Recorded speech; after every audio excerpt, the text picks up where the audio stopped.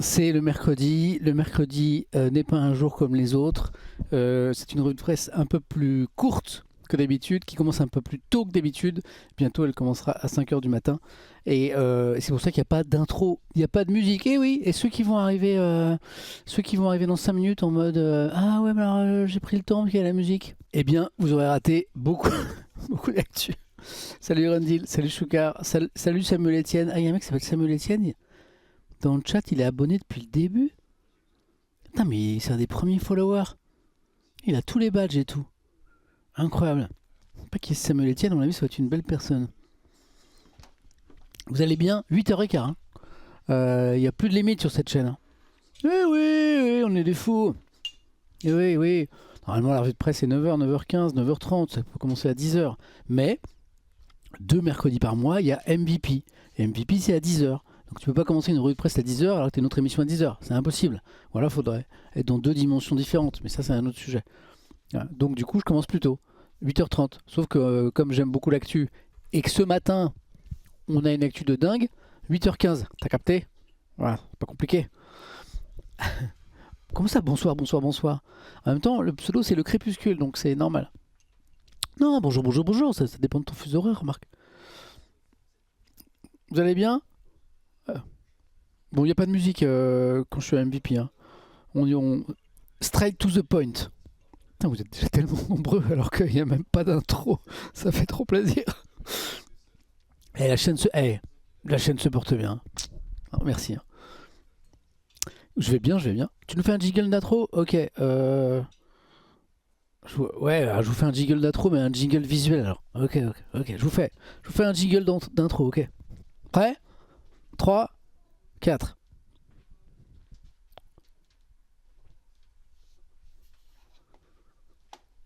Voilà, c'est un jingle visuel. Tu as vu, le Maroc a gagné la Coupe d'Afrique des Nations. Oui, je sais. Actu très étrange dont on parlera ce matin, je vous l'ai mise. Ah, mais je vous avais déjà vous avez déjà le sommaire. Ouais. Ah, ça se voit que c'est tôt le matin, je t'ai appelé Étienne. Tu peux m'appeler Étienne, tout le monde se trompe. Les gens qui ont les enquiquineurs, les gens qui ont un nom de famille qui est un prénom, là. Allez, allez. Salut, selon Twitch, t'as un viewer. Ouais, non, ça c'est parce que tu nous regardes sur un Minitel ou sur une PS2. Et vous êtes déjà 352 ici. Eh ouais, Shade, c'est ça d'être à la pointe de la technologie. Faudra demander un truc à Noël, hein. Je sais pas, un iPhone 2 ou un truc iPhone 3, un truc qui va un peu plus vite. Non, les gens qui ont des noms de famille, c'est des prénoms, en vrai. Arrêtez, hein. C'est vous les pénibles. On a le droit de vous appeler comme on veut. Oui, j'ai vu le Maroc. Je l'ai vu même souvent le Maroc, parce que j'y ai couru longtemps. J'ai fait des courses à pied là-bas. Non, j'ai vu pour la CAN, ouais. Bon, ça va. L'Iran est à feu et à sang. La politique est en révolution en France. Il y a des municipales dimanche. Trump fait des dingueries, mais dans le chat, ça parle que de la CAN. Ok, ok, je vois le sens des priorités, pas de problème. Mais j'ai du foot, j'en ai. Ok, ok. Vous en voulez, j'en ai. Je suis très en forme ce matin. Oh, le bonjour en direct du Québec qui fait plaisir. Salut, 416 Mike. Mm. Le Fouch. Ouais, et du Fouch. Ah, merci Dragounet, tu régales. Je te regarde sur mon stroboscope. Quoi? Cette phrase n'a aucun sens. Je suis un boomer, c'est sûrement pour ça que je suis bloqué en 90 quand j'étais sur FR3. Bah oui, Shahid, c'est pour ça. Mais on t'aime bien quand même.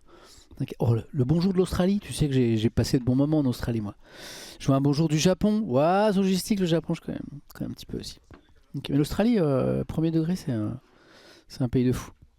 Je regarde en diapositive. Oh là la pag. Il y en a un qui va me sortir. Et moi, je te regarde en Super 8 dans le salon. On a fermé les volets. On a mis l'écran avec papa. Et on vient de mettre la bobine. Bonjour du RERB. Hey, let's go. Il est bon ce café. Avec le mug Ma Vie Pro. Hmm. Bonjour de la France. Voilà quelqu'un d'original. Merci. Grégorio, merci Romu. Bah, ça fait plaisir. En Australie, les araignées géantes qui tombent du ciel comme dans Starship Troopers, c'est vrai, c'est faux. Oui, alors vous croyez pas tout ce qu'il y a sur internet. Hein. L'Australie, le pays où les animaux sont des monstres, où les mouches font la taille d'un bus, où les araignées c'est des voitures. Oui, c'est un pays un peu fou, effectivement. Quand tu sors des villes, bon, d'abord, 90% du territoire c'est du bush. Hein, donc effectivement, si tu sors des villes, c'est un. Disons que la faune a son originalité, quoi. Mais bon, tu vas rarement te promener à pied au milieu du pays où il n'y a rien, quoi. Hmm. Alors, on est mercredi, mais c'est pas une alerte à incendie, hein, c'est juste quelqu'un qui s'est mouché. Je suis, je suis dans les studios de MVP là. Je sais pas si vous avez entendu. C'était une alerte, c'était pas, c'était juste quelqu'un qui se mouchait.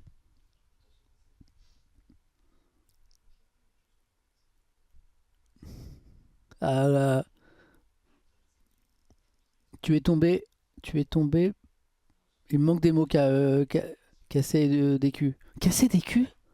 Casser, K, les 4 lettres, casser des culs. Zone à risque, c'est ton pseudo. C'est la vie que t'as choisie. Casser des culs. Ok. Tu es tombé par au sol aujourd'hui, Samuel. Par terre au sol. Tu es, tu. Je sens que tu veux me dire quelque chose. Hein? Ouais. Coucou Samuel, le texte du sommaire est tout petit. Bah, et tout n'est pas. Il y a les choses. Oui, je suis pas dans mon studio habituel. Bon. C'est quand même un gros sommaire. Et ici, on aime les gros sommaires. Ouais. Non, je peux pas l'agrandir. Voilà, putain, je vais passer 1 heure et demie. Je veux vous raconter Lyon, je veux vous raconter la politique, je veux vous raconter la marche du monde. Et pendant 1 heure et demie, il me dit ah, le sommaire est tout petit aujourd'hui. Je suis pas dans mon studio habituel. C'est pas la taille du sommaire qui compte. Voilà. Vous n'avez qu'à écouter ce que je vais dire. Ce sera bien, ce sera aussi bien. Non, pas les grosses mères.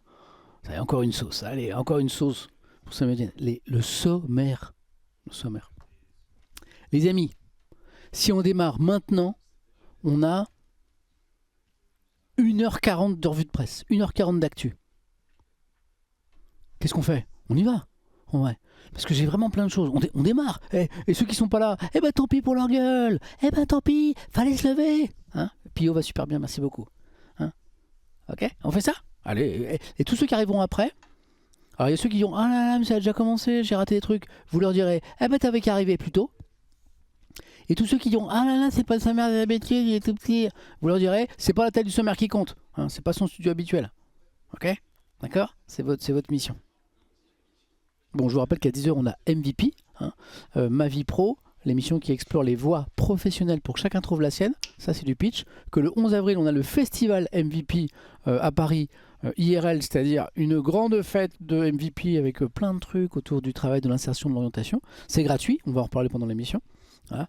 Et puis à 12h, toujours dans MVP, on a une ITV d'Arthur Perticose, hein, l'ancien CEO de la K-Corp, voilà, qui est un jeune homme entrepreneur qui a quand même un parcours de psychopathe.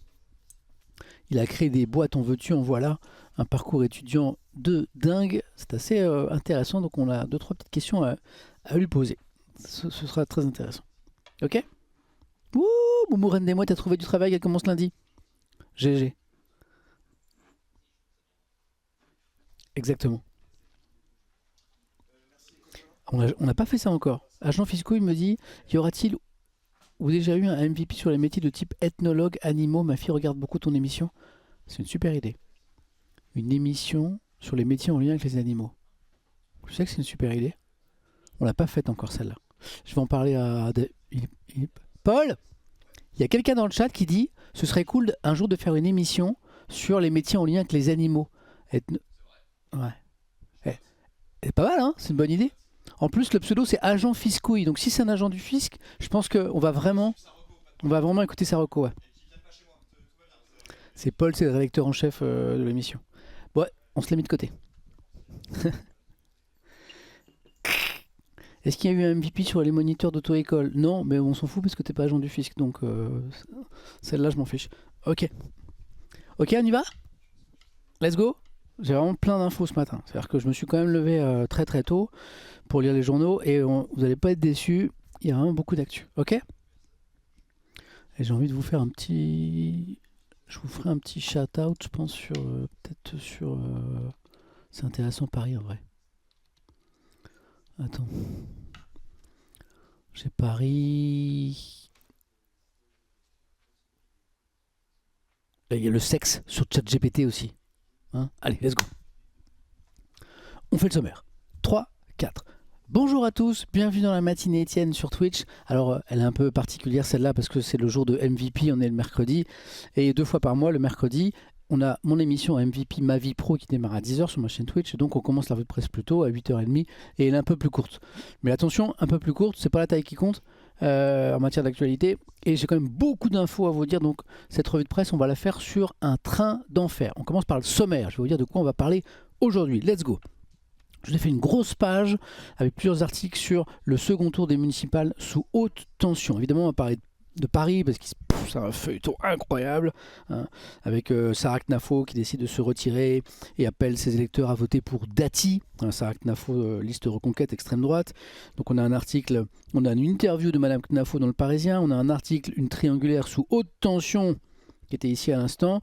On aura aussi, on lira pas tout ça dans le détail, mais on lira les grandes lignes, une interview du candidat de gauche, Emmanuel Grégoire, dans Libération, et un article de l'Humanité qui nous dit, à ce propos, eh bien c'est quand même un pari à haut risque. Vous savez que Emmanuel Grégoire n'a pas voulu accepter la main tendue de la candidate LFI Sophia Chikirou, hein, qui du coup y va au deuxième tour, contrairement à M. Delogu, LFI à Marseille, pas les mêmes strates, et du coup l'Humanité dit c'est quand même un petit pari risqué, quoi.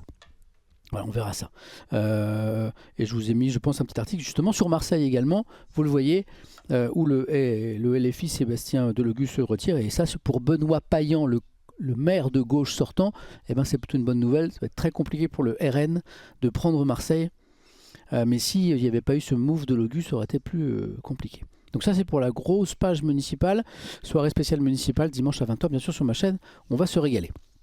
L'Iran, on n'oublie pas que le conflit se poursuit, un nouveau responsable iranien a trouvé la mort, hein, frappé par l'armée israélienne. Il s'agit d'Ali Larijani, papier dans la croix, l'élimination d'Ali Larijani met le régime iranien à l'épreuve, pourquoi? On verra. Et puis un article assez intéressant également sur l'énigme Mortaba Khamenei, qui est le nouveau guide de la République islamique en Iran, après la mort de son père Ali Khamenei. Et il y a un article dans le Parisien assez intéressant qui nous dit qu'il y a beaucoup de rumeurs sur son état de santé. Il aurait été frappé, il aurait été touché par la frappe qui a tué une grosse partie de sa famille. Il serait blessé. N'est-il pas mort, puisqu'on ne l'a pas vu physiquement depuis cette frappe? Donc voilà, petit article dans le Parisien là-dessus qui est assez intéressant. Et puis, je vous parlerai sans transition, comme on dit, d'un sujet un peu étonnant. C'est la première fois que je vois un article là-dessus. Je pense qu'on va en voir de plus en plus.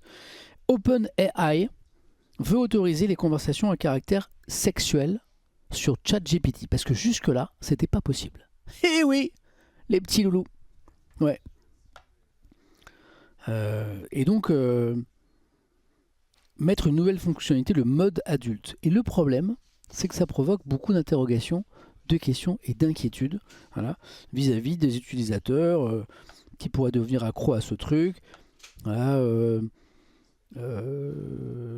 on listera ses réserves, ses dangers potentiels et les enjeux, quoi. Voilà. Voilà. Donc on parlera un petit peu de ça ce matin, c'est assez intéressant. C'est un article dans l'Opinion, enfin du Wall Street Journal traduit pour l'Opinion. Gros article, on essaiera d'aller chercher la substantifique moelle.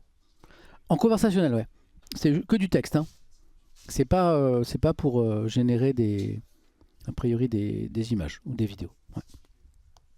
Et puis, alors là, le sport, il y a de l'actu. D'abord, il y a la balade. La balade du PSG hier face à Chelsea. Hein. 5-2 à l'aller et 3-0 match retour. À Chelsea, si je ne dis pas de bêtises, c'est la une du Parisien. Et une qualification pour les quarts de finale. Alors, c'est vrai que le PSG est un peu moins impressionnant en championnat et en Ligue des Champions cette saison que la saison précédente. Mais là, il y a un autre PSG qui est en train de se montrer. Et donc, les supporters du PSG se prennent d'arriver en mode, mais alors attendez, s'ils jouent comme hier soir, allez, c'est encore un titre, quoi. Calmons-nous. En tout cas, voilà, ça fait toujours plaisir de voir des gens qui sont heureux. Comme Clément Dossin, le chef du service sport, qui salue le résultat du match d'hier. Et puis j'ai plein de choses. Merde, je viens de cracher un bout de croissant sur ma tablette. Merde. Encore une sauce. Après, Samuel Etienne, sauvé par le sommaire, on a failli voir son zizi. Samuel Etienne crache des bouts de croissant sur sa tablette. Ce mec est vraiment un gros dégueulasse. Allez, X c'est pour vous, let's go. Et donc, on a deux très beaux articles. D'abord, sur un jeune espoir du tennis français, qui est tout jeune, qui a 17 ans, qui s'appelle Moïse Kouamé. Voilà, un article dans le Figaro qui est vachement intéressant. Invité cette semaine au tournoi de Miami, il y a 17 ans, la nouvelle attraction va disputer son premier Masters 1000. Il est très impressionnant. Bon, évidemment, les gens qui suivent un peu le sport et le tennis, je pense que vous connaissiez déjà. Moi, je ne connais pas. Il s'appelle Moïse Kouamé. Il a l'air assez impressionnant. Et quand on regarde ses stats de jeunes joueurs, il est sur des stats des grands champions, quoi. Il faut que ça dure. Pourvu que ça dure. Voilà. Et alors, il y a tellement d'actu que mon sommaire n'a pas réussi à le prendre en compte, mais j'ai un deuxième article hyper intéressant. Regardez. Regardez bien ce qui va se passer en bas du sommaire. Ok ? Parce qu'il manque un titre. C'est le titre caché. C'est l'easter egg. Regardez. Regardez. Et hop. Ah, ça n'a pas marché. Et hop. Ismaël Camara, l'espoir français du foot américain.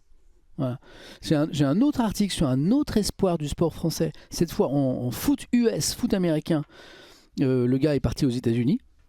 Il s'appelle Ismaël Camara. Il a 18 ans. Écoutez-moi.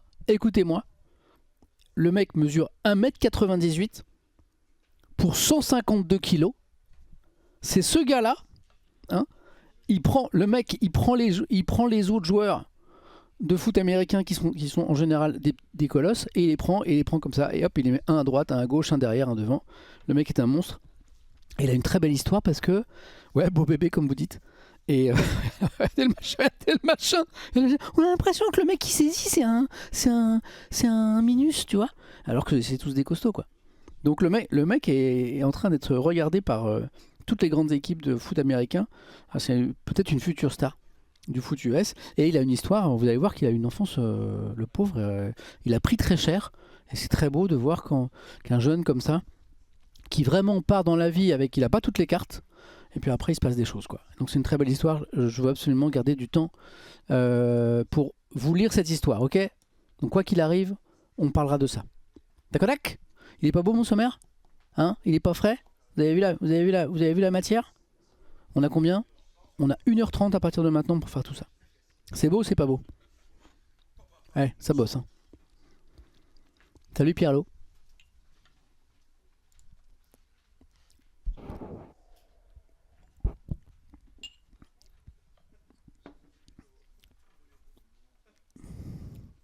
Sommaire bien frais? Ah oui, oui, bah oui. Eh bah oui. On a assez vu de la matière ici, je pense. Fake news, on n'a rien vu. Ça, c'est les comptes complotistes de X qui disent ça. On n'a rien vu, en fait. Ah, ça, c'est des mensonges, ça. Et vous le savez si vous avez un petit peu bossé. On y go? Et on parlera de la canne, t'inquiète. Arrêtez avec la canne, on va parler de la canne. C'est prévu. Je vous ai mis un petit article sur la canne. Voilà. Ouais. Arrêtez les gars, il y a l'Iran qui a feu et à sang, il y a la politique en France. Arrêtez, on va parler de la canne, mais calmez-vous. Il n'y a pas que le foot. C'est fou ça. Et on y va? C'est incroyable ça. Ah les fouteux là. Je vous kiffe. Allez c'est parti. Et on va mettre ça pour nos amis de YouTube. 3, 4. Amis de YouTube, bonjour, vous êtes dans la matinée Étienne sur Twitch, c'est tous les matins on passe en revue toute l'actualité, en général c'est en 3 heures, mais attention, ce mercredi matin, comme j'ai mon émission MVP juste derrière, c'est en mode on tryhard l'actu, on va aller très vite, on a 1h30. Et parmi les actus, vous voyez le sommaire ici, il y en a une que je voulais partager avec vous, les amis de YouTube, c'est le deuxième tour des municipales. Voilà, parce que le truc est quand même passionnant comme une bonne série télé, c'est assez fou. Et je vous ai mis plusieurs articles sur ce qu'on attend. Alors, pas dans toutes les villes. Hein. Là, j'ai fait un petit focus sur Paris et Marseille. Mais tout au long de la semaine, on va se pencher sur toutes les villes comme on l'a fait la semaine dernière. Et dimanche à 20h, j'aurai une spéciale municipale deuxième tour sur ma chaîne. Alors, Paris, c'est quand même incroyable. Et ça s'annonce tellement serré comme résultat. Il va y avoir un suspense jusqu'au bout. On a un article dans le Parisien pour commencer ici qui nous parle d'une triangulaire sous haute tension, qui nous donne les dernières infos pour ceux qui ne les avaient pas. Ils étaient 5 qualifiés pour le second tour, 5 candidats qui avaient passé la barre des 10% au premier tour. Ils ne seront que 3 sur la ligne de départ. Et pour connaître le nom du ou de la future maire de la capitale, il faudra sûrement attendre fort tard. Dans la nuit de dimanche à lundi, tant le résultat s'annonce serré entre les deux favoris. Qui sera le maire ou la maire? Est-ce que ce sera Emmanuel Grégoire pour la gauche? Est-ce que ce sera Rachida Dati pour la droite? Alors qu'est-ce qui s'est passé Depuis le premier tour dimanche, il y a eu des ralliements, il y a eu des retraits, il y a eu des non-retraits. Voilà, et on va détailler tout ça. Et c'est assez passionnant ce qui se passe. Depuis l'annonce de la qualification de Sarah Knafo, qui a passé, donc parti reconquête extrême droite, qui est passé juste au-dessus de la barre des 10%, la campagne de l'entre-deux tours se déroule sous très haute tension. À 18h ce mardi, les portes de la préfecture ont fermé pour entériner les listes définitives, parce qu'hier soir, 18h, c'était la dernière limite pour pouvoir déposer ces listes. Les 3 listes ont jusqu'à vendredi soir pour convaincre et mobiliser, car il ne reste que 3 listes. Il reste donc la liste gauche sans LFI d'Emmanuel Grégoire, la gauche droite d'Ati et la gauche LFI de Sonia Chikirou. Hein, ok.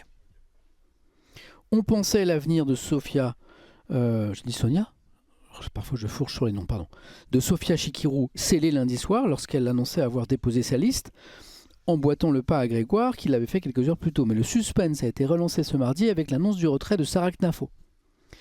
La députée insoumise saisit la droite anti-Dati. Non, elle s'est retirée, pressionno, t'as loupé un épisode, je te raconte. La députée insoumise saisit alors l'occasion de mettre la pression sur son adversaire à gauche. Une conférence de presse est envisagée, finalement elle écrit sur les réseaux sociaux, barrer la route de l'hôtel de ville à Dati passe par la fusion technique, nous avons encore quelques heures pour fusionner, Paris vaut bien un coup de fil, blablabla, blablabla. Effectivement ils vont se parler, mais ça ne marchera pas. Donc, Chikirou ne peut pas se retirer maintenant. Si il y a un monde où, je vous explique, je vous résume tout, je n'ai même pas besoin de lire l'article, c'est pas la peine. Emmanuel Grégoire, candidat de gauche, municipalité sortante hors LFI, a fait un très bon score au premier tour, meilleur qu'attendu. Madame Dati, en revanche, a fait un moins bon score qu'attendu pour la droite. Okay, à côté de ça, 3 autres candidats sont qualifiés. Bournazel, Horizon, centre droit, Macron. Ok, Horizon et puis quelle autre partie? Renaissance. Il passe aussi la barre des 10%, il a 11 et des brouettes. Lui, il peut se maintenir. Madame Knafo, extrême droite reconquête, peut se maintenir. Tout juste au-dessus de 10%. Et Madame Sofia Chikirou peut se maintenir aussi. Qu'est-ce qui s'est passé? On commence par Bournazel. Bournazel, centre droit, la Macronie, Renaissance, Horizon. Il ne peut pas blairer Dati. Tous les deux se détestent. Ils se sont envoyés des scuds avant le premier tour, monstrueux. Donc suspense, va-t-il se maintenir? Et finalement, on a appris en début de semaine qu'il se retirait. Voilà. Retirait sans doute sous la pression d'Édouard Philippe, le président d'Horizon, qui dit tu peux pas le laisser gagner la gauche, c'est pas possible. Peut-être sous la pression du président Macron, on sent qu'il y a eu des coups de fil. Il se retire. Il est tellement pas content qu'il se retire. Mais non, c'est pas. Oui, c'est pas. Il se retire. Il fusionne. Sa liste fait une fusion avec celle de Dati. Ça veut dire que les gens sur la liste de Bournazel vont se retrouver sur celle de Dati. Mais lui, il n'y va pas. Lui, il avait une place de numéro 2 sur la nouvelle liste. Il n'y va pas. C'est vraiment une façon de dire ok, fusion, mais ce sera sans moi. Voilà. Mais pour Dati, c'est une excellente nouvelle, évidemment, parce que là, elle peut espérer un gros report de voix des électeurs, des gens qui ont voté Bournazel au premier tour. Pas forcément 100% d'ailleurs, hein, dans les reports comme ça, c'est pas 100%. Ok, bonne nouvelle pour Dati. Deuxième bonne nouvelle pour Dati. Sarah Knafo, la candidate d'extrême droite, qui avait appelé à une alliance avec Dati. Dati lui avait dit pas d'alliance avec toi. Sarah Knafo se retire. Elle ne reste pas au deuxième tour. Voilà. Et appelle ses électeurs à voter pour Dati. Là, les électeurs de Knafo, ils feront ce qu'ils voudront. Certains vont voter pour Dati, certains vont peut-être s'abstenir. Je ne pense pas qu'il y en a beaucoup qui voteront à gauche. C'est compliqué de passer de Knafo à la gauche. Mais c'est encore une bonne nouvelle pour Dati. Du coup, la candidature de Emmanuel Grégoire, elle est fragilisée malgré son très beau score du premier tour. Voilà. Et, dernier épisode, la dernière personne qui était qualifiée dans les 5, c'était Sofia Chikirou. Et là, il y avait 2 solutions. Il y avait 3 solutions. Où il y avait fusion des listes, c'est-à-dire qu'il y avait un accord comme dans certaines villes entre Emmanuel Grégoire et Sofia Chikirou pour faire une fusion des listes, mais la relation entre les socialistes et les filles, vous savez que c'est compliqué. Voilà. Sofia Chikirou avait appelé à une fusion technique des listes, Emmanuel Grégoire, et il le redit ce matin, ici dans Libération, il y a une interview, ça vous intéresse, il dit non. Voilà. Il dit non. Première possibilité, ça c'est écarté. Deuxième possibilité, Sofia Chikirou se retire de la compétition, comme Sarah Knafo l'a fait pour Dati. Et Sofia Chikirou dit bah moi écoutez, bon, ok, il n'y a pas fusion des listes, mais je peux pas laisser gagner la droite, je me retire et j'appelle à voter, c'est pas forcément mon programme, c'est pas forcément mes idées, mais j'appelle à voter pour Emmanuel Grégoire. Sauf que Sofia Chikirou ne s'est pas retirée. Elle a décidé de se maintenir. Voilà. Alors quelqu'un me disait, mais est-ce qu'elle ne peut pas se retirer quand même? Alors, elle avait jusqu'à hier soir, mardi 18h, pour déposer sa liste. Sa liste s'est déposée. Mais, techniquement, il y a un monde où elle peut, d'ici dimanche encore, se retirer de la compétition. Comment? Par exemple, en demandant à ses équipes de ne pas déposer ses bulletins dans les bureaux de vote. Elle peut changer d'avis d'ici dimanche, hein, et dire, écoutez, bon, ok, j'ai déposé ma liste, mais finalement, j'y vais pas. Voilà. Donc le suspense est incroyable. Donc vos journaux en parlent ce matin. Voilà, vous avez une interview de Sarah Knafo dans Le Parisien, par exemple, donc, qui a essayé de se retirer au bénéfice de Dati. Bon, alors, si ça vous intéresse, vous la lirez dans Le Parisien. La dernière question est intéressante. Écoutez, Le Parisien demande à Sarah Knafo, est-ce que vous pensez que Rachida Dati peut gagner? Réponse de Sarah Knafo, j'espère que la gauche va perdre. Voilà, le message est clair.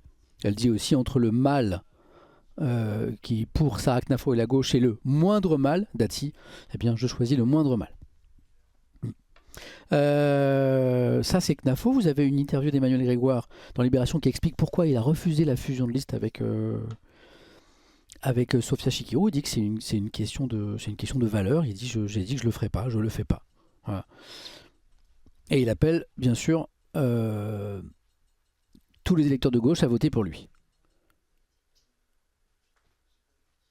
Tiens, regarde, là on va directement à la question pour moi la plus essentielle de cette interview. Libération demande à Emmanuel Grégoire. De votre côté, vous avez refusé de vous allier avec la candidate de LFI, Sofia Chikirou. Ne prenez-vous pas le risque de faire perdre la gauche? Réponse d'Emmanuel Grégoire. Nous répondons à cette configuration par la cohérence et la clarté de notre projet. Notre projet a d'immenses convergences sur le fond avec celui de Sofia Chikirou. Nous avons des différences de style, des différences de valeurs, mais sur le projet municipal, on se retrouve sur la priorité au logement, la transition écologique, les quartiers populaires, la lutte contre les discriminations, le racisme, le soutien aux associations. Mais, le problème c'est le mais, ces convergences de fond n'efface pas la brutalisation qu'a opérée Sofia Chikirou tout au long de la campagne. Il y a eu des mots très tendus entre les deux. Hein. La cohérence politique à gauche pour Paris, faire rempart à la droite extrémisée, c'est voter pour nous afin d'empêcher Rachida Dati d'être maire. Je crois que dans l'édito, on parle de ça. Je sais plus, mais ce matin la presse rappelle les propos de Sofia Chikirou avant le premier tour. Elle avait notamment déclaré jamais un maire socialiste à Paris, quoi. Voilà. Donc voilà. Il rejette la faute sur Chikirou, bien sûr. Bah, c'est les petits feuilletons de la gauche, quoi, habituel. Donc, si ça vous intéresse, le pourquoi du comment, vous avez une grosse interview dans Libération. Que dit Paul Quignot dans son édito dans Libé? Je vais à la fin de l'édito. Souvent, le plus intéressant, c'est la fin des articles. Le message d'Emmanuel Grégoire qu'il adresse dans Libé est assez simple. Alors que Rachida Dati a fusionné sa liste avec celle du centriste Pierre-Yves Bournazel et que la candidate d'extrême droite Sarah Knafo s'est retirée, les électeurs de gauche n'ont qu'une seule option pour poursuivre la politique de transformation entamée il y a 25 ans. Trop simple, peut-être, mais pas faux, estime Libé. Ne vous inquiétez pas. Il y a un petit aspect qui est pas loin, mais je pense qu'avec le micro que j'ai, vous devriez pas trop l'entendre. Voilà. Allez, je vous lis un petit peu sur Paris, je lis vos réactions, et après on ira à Marseille. Parce qu'à Marseille, Monsieur Delogu, qui était un peu dans la même problématique, lui, donc LFI, a décidé de se retirer au bénéfice de Payan. Donc a fait le move inverse de Madame Chikirou à Paris. C'est assez intéressant. Allez, je vous lis. Alors c'est intéressant vos réactions, il y a des électeurs parisiens dans le chat. Xarante, question de valeur et de cohérence, je voterai Sofia Chikirou dimanche. Hein?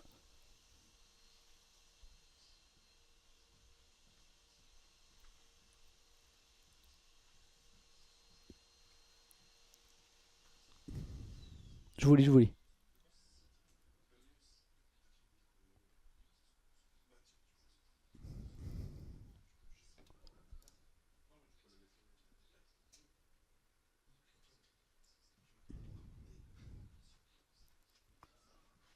céder maintenant au PS créerait un précédent qui mènerait à la possibilité d'alliance pour les années à venir. Bah dis ça à monsieur Delogu à Marseille, Ulysse, parce que c'est ce qu'il a fait lui pourtant. Oui, Bordeaux, c'est très intéressant, MMG aussi, mais je ne vais pas avoir le temps d'en parler ce matin. De Certine qui finalement n'a pas déposé de liste au second tour. Manifestement, il a eu la pression de gens de sa propre liste qui disaient si tu te maintiens, nous on va arrêter. C'est assez intéressant. Mais j'ai pas le temps ce matin. Mais on aura sûrement l'occasion d'en reparler d'ici dimanche. À Bordeaux, ouais.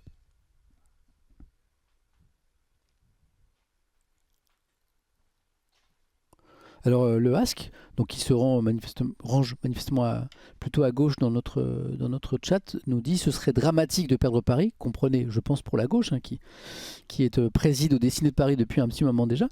Mais si ça pouvait donner un coup de pied dans la fourmilière pour une union, alors je suppose union à gauche, pour la présidentielle.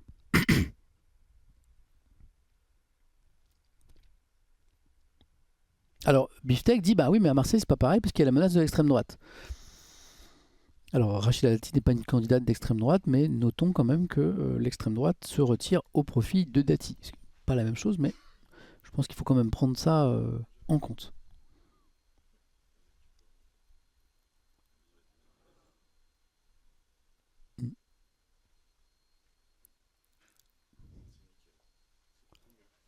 Si elle se retire, il n'y a pas de conseiller insoumis. Non. Sauf ceux élus au premier tour dans certains arrondissements, s'il y a eu des gens qui ont été élus au premier tour. Hein, c'est la seule exception. Par exemple, si je dis pas de bêtises, ce que j'ai lu ce matin, c'est Sarah Knafo se retire. Donc, les gens de sa liste peuvent pas être élus, hein, parce qu'il n'y a pas de fusion des listes. Mais elle a été élue. Attends. Elle a été élue au premier tour, si je dis pas de bêtises. Attends. Peut-être une bêtise. C'est peut-être pas Sarah Knafo. Il y a une histoire comme ça. Ouais, c'est la seule exception.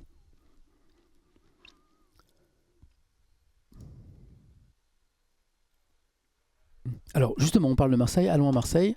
Voilà. Et puis d'ici la fin de semaine, on va balayer toutes les villes, hein, comme je l'ai fait la semaine dernière. Bien sûr qu'on parlera de Bordeaux, de Lille, de Nice. On a beaucoup parlé de Nice hier avec Éric Ciotti qui va sans doute devenir maire, hein, a priori. Hein. Moi, j'ai pas dit ça, mon Kimi. Vous pouvez pas dire des trucs pareils, Samuel. Si le RN se retire, ça fait pas de Dati une extrême droite. C'est beaucoup trop partiel comme commentaire. Bah, c'est pas, c'est marrant les gens qui entendent ce qu'ils veulent entendre. J'ai juste dit que l'extrême droite s'était retirée au profit de Dati. Après, si toi tu en tires cette conclusion, c'est ton problème. Réécoute, t'as le replay. C'est ça le problème du militantisme. Le militant, alors c'est très bien d'être militant, moi je trouve que c'est bien les gens qui se battent pour leurs idées, pour les partis politiques. Le militant, il passe toute l'actualité au filtre de ses valeurs, sans s'en rendre compte d'ailleurs, et il ne va retenir que les éléments qui vont dans son sens. Et quand c'est pas tout à fait le cas, il entend autre chose. C'est ce que tu viens de faire.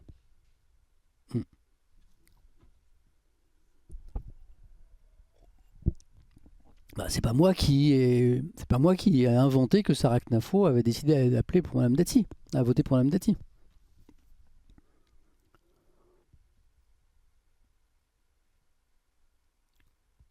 Elle n'a pas appelé à voter pour Emmanuel Grégoire. C'est juste factuel. Alors Marseille. Alors Marseille, contrairement à Paris, Sébastien Delogu, lui, se retire. Et Benoît Payan, bah forcément, lui, il respire. Parce que sinon, il y avait une vraie chance pour le RN d'emporter la ville. Lisons. Le maire sortant de Marseille, Benoît Payan, peut souffler. Avec le retrait du député insoumis Sébastien Delogu de la course à l'hôtel de ville, le socialiste voit son horizon se dégager dimanche face au candidat du RN, Franck Alizio, qui avait fait un très bon score au premier tour. Il s'oriente donc probablement, moi je pense qu'il faut rester prudent, vers une probable réélection, lui qui avait succédé à l'écologiste Michel Rubirola après son élection en 2020. Rappelons que M. Payan, il n'a pas été élu lui en 2020. Hein. C'était Mme Rubirola qui avait été élue, mais elle avait démissionné très très vite. Et c'est son premier adjoint, M. Payan, qui avait été élu. Donc s'il est élu, là c'est la première fois qu'il sera directement élu. Au premier tour, il a glané 36,7% des suffrages, 35% pour le candidat de RN. Vous voyez que ça se tient vraiment dans un mouchoir de poche. Et quant à Martine Vassal, candidate de la droite, elle se maintient, elle a réuni 12,41% des intentions de vote. C'est pour ça que beaucoup disent qu'il n'y a pas trop de suspense. Entre Madame Vassal, candidate de droite, qui ne se retire pas, et donc il y a des voix qui ne vont pas pour partie aller potentiellement, éventuellement, c'est les électeurs qui décident sur la liste du RN, plus de Legu qui appelle, lui, à voter pour Payan, bah, du coup, c'est vrai qu'il n'y a plus beaucoup de suspense à Marseille. Alors pourquoi cette décision? L'air solennel, Sébastien Delogu, qui a recueilli près de 12% des voix au premier tour, a annoncé ce mardi matin sa décision de se retirer. Jamais je ne céderai un millimètre de terrain face à ceux qui veulent condamner la jeunesse marseillaise à la ségrégation et à la misère. Face à ceux qui criminalisent les populations de quartiers entiers de notre ville et qui fracturent l'unité du peuple français. Face à ceux qui discriminent ceux qui n'auraient pas la bonne couleur de peau, la bonne religion, la bonne origine, a asséné le trentenaire proche de Jean-Luc Mélenchon. Nous, on a donné des consignes de vote, elles sont très claires. C'est faire barrage au RN, a ajouté un peu plus tard l'ancien chauffeur de taxi marseillais de 38 ans. Avec l'espoir de s'imposer comme le sauveur de la gauche à Marseille.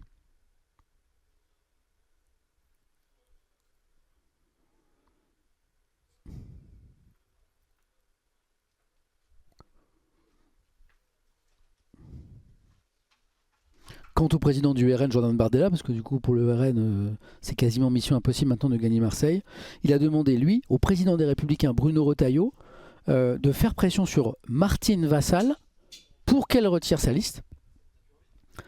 Normalement, c'est impossible puisque les listes sont déposées depuis hier soir 18h, mais attention au coup de théâtre, dans les infos que j'ai lues ce matin, il y avait un truc très intéressant. Un candidat qui a maintenu sa liste le mardi à 18h peut tout à fait décider le mercredi, le jeudi, le vendredi ou le samedi de ne pas déposer ses bulletins de vote dans les bureaux de vote et donc finalement de prendre une décision de retrait après mardi 18h. Voilà. Donc il peut encore se passer des choses. Voilà. Je vous lis et on enchaîne, on va en Iran. J'entends énormément parler des résultats et des stratégies gauche-droite, extrême et très peu de résultats du camp présidentiel. Tu pourrais nous en parler bien sûr, Coco Stock, ça va être super rapide. Le camp présidentiel ou municipal, c'est ça. En fait, ce qu'on peut appeler la Macronie, appelle ça comme tu veux, en 2 mandats du président Emmanuel Macron, n'a pas du tout réussi à s'installer au niveau local et au niveau municipal. Donc il y a eu très peu d'élus macronistes en 2020 et en fait voilà, ça n'a jamais été une priorité pour le président Macron, l'échelon municipal, et donc voilà, c'est les résultats du camp de Macron, si tu veux, dans ce premier tour des municipales, totalement anecdotique, c'est pour ça qu'on en parle très peu, quoi.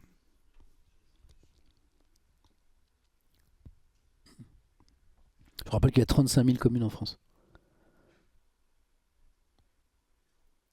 Plus de suspense que dans Koh-Lanta, j'avoue. C'est assez passionnant, je trouve. Parce que c'est pas que les élections locales, c'est des élections locales, mais c'est des élections locales avec des conséquences nationales. Ce qui se passe là va avoir des conséquences sur 2027. Donc on est dans la poursuite de la recomposition du paysage politique français.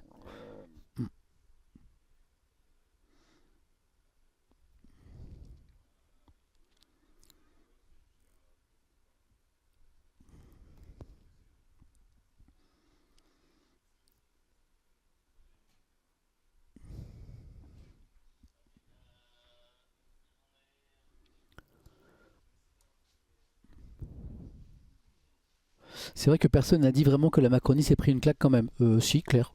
Dans les articles qu'on a lus dans la presse écrite, on a lu quelques papiers pour le dire, mais après, comme c'est anecdotique, ça fait pas la une des journaux non plus, quoi. Disons qu'il y a zéro surprise. Ils étaient faibles avant, ils sont toujours faibles au niveau local, quoi. La question, c'est qu'est-ce qui restera de la Macronie après le 2e mandat du président Macron? Ça, c'est une autre question.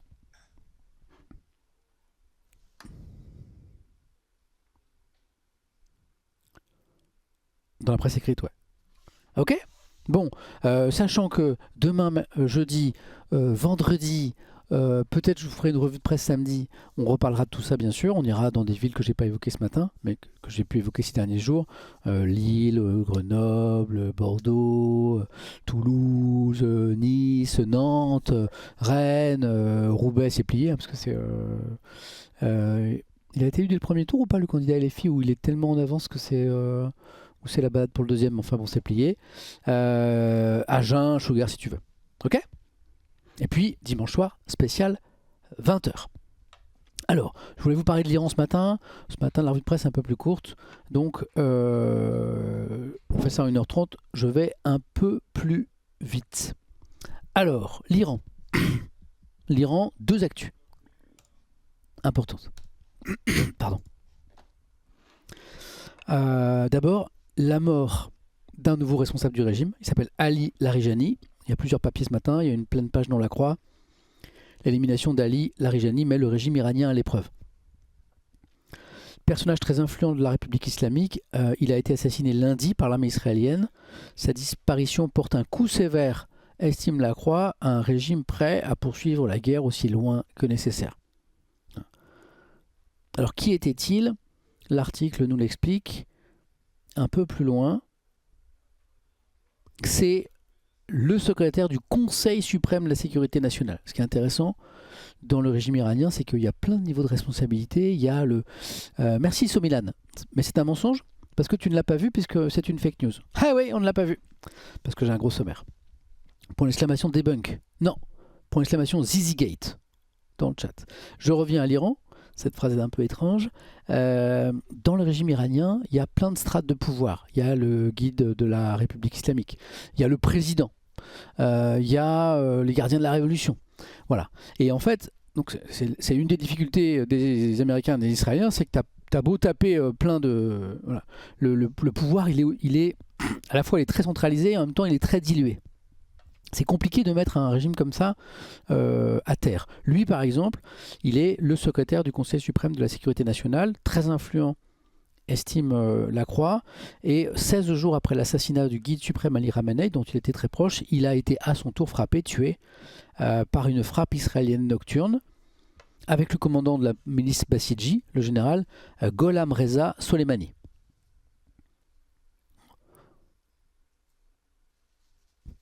Et l'armée israélienne le présentait d'ailleurs, ce monsieur Larijani qui vient d'être tué, comme le leader de facto du régime iranien.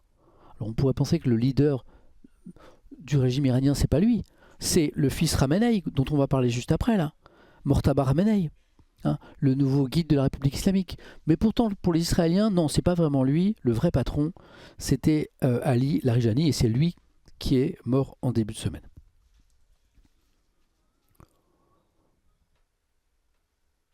Alors après, il y a la Croix qui revient un peu sur son parcours. Hein. Combattant des gardiens de la Révolution, chef du Parlement, chef de la propagande, ministre, négociateur sur le nucléaire, philosophe spécialiste de Kant, jusqu'à devenir l'artisan de la répression sanglante des manifestations de janvier. Ah ouais, ce mec-là, c'est lui qui a dirigé la répression sanglante contre les Iraniens et les Iraniennes quand ils sont descendus dans la rue et qu'ils ont été tués par milliers, peut-être dizaines de milliers, quand ils ont osé défier le pouvoir en place. Ok, d'accord.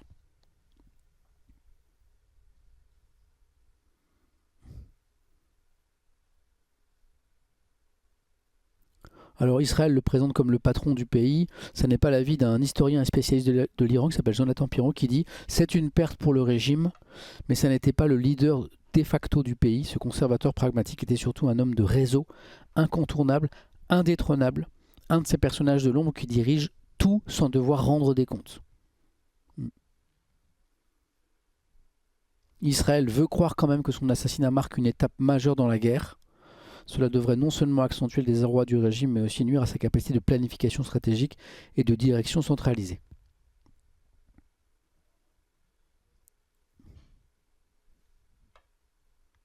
Mais, et c'est ce que je vous disais au début de notre échange sur l'Iran, quoi qu'éprouvé, le régime a montré ces derniers jours une vraie capacité de renouvellement de ses têtes. Hein, avec la nomination lundi de Mohsen Rezaï comme conseiller militaire auprès du nouveau guide suprême, Mortaba Khamenei, dont je vais vous parler dans un instant.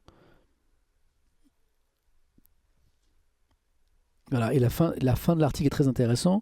C'est Jonathan Piron, le chercheur, qui dit « Non seulement les frappes », écoutez bien parce que c'est vraiment intéressant pour la suite. Putain, je joue vraiment mon prof, moi. Mais je suis insupportable. Écoutez bien les enfants. Non, Non, non, je sais que le cours a commencé il y a 3 quarts d'heure, mais restez concentrés. Non, bah oui, non, mais oui, tu as mal dormi. Oui, oui. Un nouveau jeu vidéo sorti cette nuit. Tu l'attendais depuis longtemps. Comment tu dis GTA 6? Non, c'est pas vrai, il n'est pas sorti encore. Carabistouille. Quoi? C'est ton chien qui a mangé ta trousse? Ah, je suis insupportable. Un vrai prof, quoi. Pardon. Donc, la fin de l'article, Jonathan Piron, le chercheur, dit non seulement les frappes, qui ne sont pas du tout destinées à aider la population iranienne, ne font pas tomber le régime, mais elles risquent de le radicaliser davantage. Voilà. Donc voilà. Quelqu'un me disait, mais qui est mort? C'est ce monsieur Ali Larijani, qui était l'un des responsables du régime. Le problème, c'est que le régime iranien, il a plusieurs têtes et c'est un peu compliqué. À propos de têtes, regardez. Donc il y a un article dans le Parisien sur l'élimination d'Ali Larijani et il y a des questions sur l'énigme Mortaba Ramenei. Alors, Mortaba Ramenei, c'est qui? C'est le fils de l'ancien guide de la révolution islamique, Ali Ramenei, qui n'était que le deuxième guide de la révolution islamique depuis Khomeini. Hein. Et donc, lui a été tué au début des frappes, là, Ali Ramenei, ainsi qu'une bonne partie de la famille de Mortaba Ramenei. Je crois qu'il a perdu sa mère, son épouse, enfin bon, voilà. Et celui qui a été nommé à la place de son père, c'est donc Mortaba Ramenei. Le problème, c'est qu'on ne l'a pas vu physiquement depuis. Et du coup, il y a des questions. Mort, murmurent certains. Grièvement blessé, méconnaissable, plongé dans le coma, disent d'autres.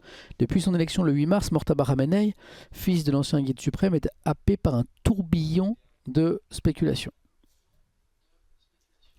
Moulagov, tu comprendras qu'après ce message, que je trouve un peu limite, tu te prennes un petit Théo rapide. Voilà. Franchement, hein, c'est un peu abusé, quoi. Je pense que tu comprendras. La classe est un peu dissipée.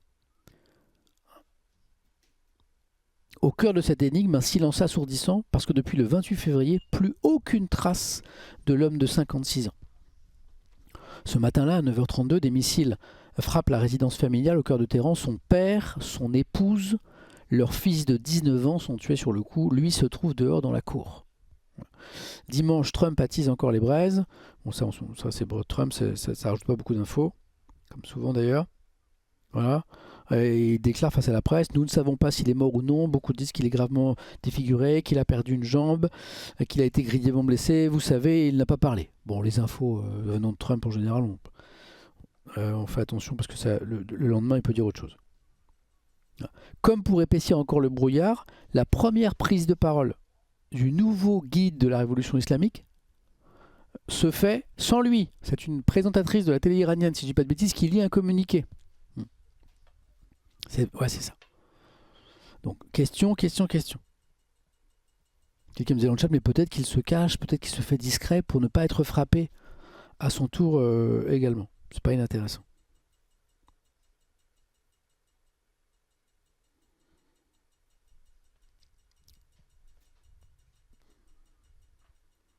Tiens, bah d'ailleurs, c'est l'avis comme quoi, d'un chercheur qui s'appelle Clément Terme, un chercheur enseignant à Montpellier.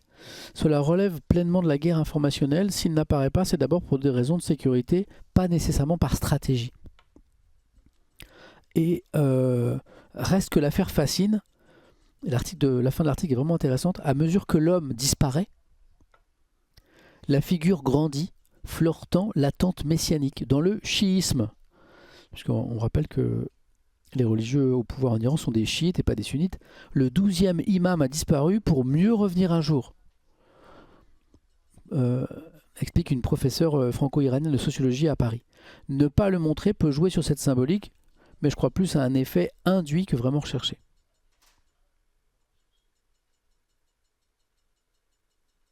Voilà. Donc, est-il blessé, est-il mort? Se cache-t-il pour échapper aux frappes? Fait-il exprès d'être en retrait pour revenir et que finalement les rumeurs fassent de lui quelqu'un d'un peu mystérieux? À suivre. Bon, alors je vous ai pas fait un petit paragraphe ce matin sur le détroit d'Ormuz. Je vous résume l'actu. Pas de changement. le détroit d'Ormuz est toujours bloqué. Trump est très énervé. Hier, on a lu un article où il mettait la pression sur ses partenaires de l'OTAN en disant « Dis donc, vous allez me débloquer le détroit d'Ormuz, là, hein, sinon il y aura des sanctions. » Donc effectivement, Macron a répondu non d'ailleurs. Donc on en était là. Détroit d'Ormuz toujours bloqué. Donc des tensions sur le marché du pétrole. Voilà. Donc toujours l'inquiétude sur une éventuelle crise économique liée à ça. Et la question toujours derrière, c'est combien de temps va durer ce conflit? Je n'ai pas la réponse. Est-ce que Trump l'a? Je ne sais pas non plus.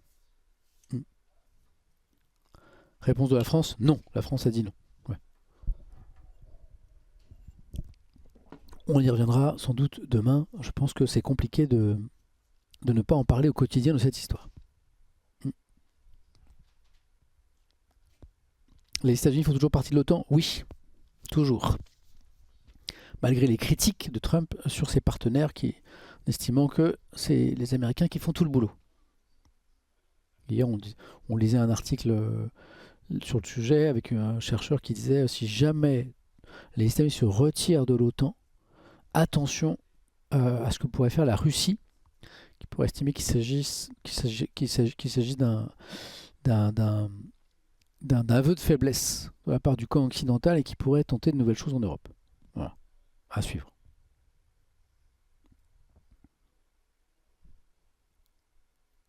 Enfin, à suivre, mais ça on en parle tous les jours.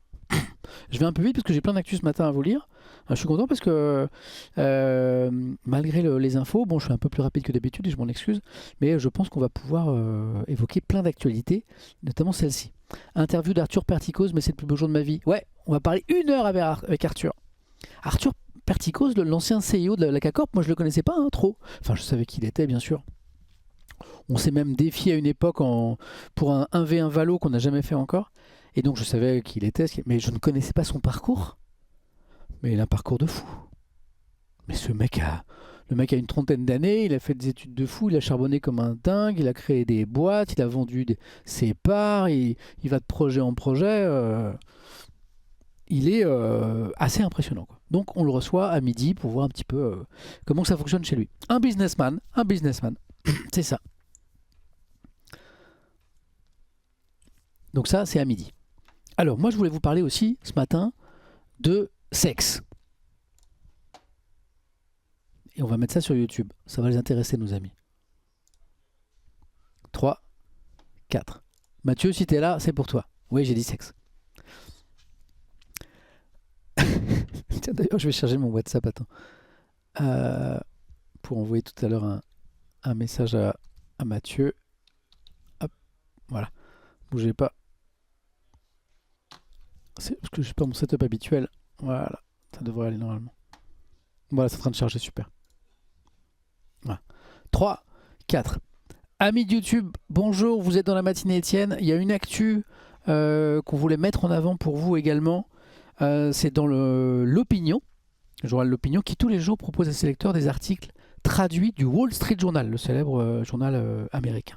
Et là, on a un article dans le Wall Street Journal sur le fait qu'OpenAI veut autoriser les conversations à caractère sexuel, ce qui aujourd'hui n'est pas possible, est interdit, sur ChatGPT.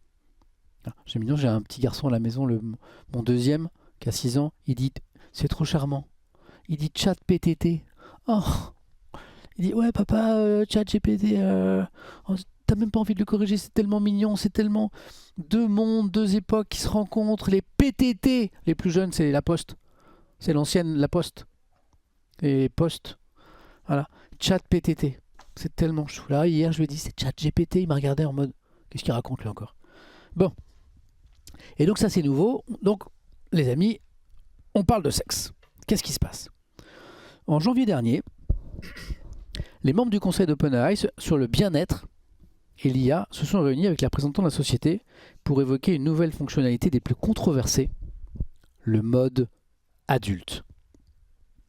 L'an dernier, Sam Altman, le patron d'OpenAI, avait lancé l'idée d'autoriser, écoutez bien, les conversations érotiques sur ChatGPT. Aujourd'hui, ça n'est pas possible. Il y a Ulysse qui dit j'adore le sexe, tant mieux. Eh bien, c'est pour toi. Et donc de revenir sur l'interdiction des contenus à caractère sexuel sur ChatGPT. Aujourd'hui, il n'y a pas. Ce projet avait suscité de fortes controverses en interne compte tenu des risques. Alors on va voir dans l'article hein, qui fait une grosse page, bah oui, parce qu'il y a des risques. What could go wrong, nous dit Pistello à l'instant. Les membres du conseil, issus de domaines tels que la psychologie et les neurosciences cognitives, ça me fascine moi les neurosciences, s'étaient montrés très réservés.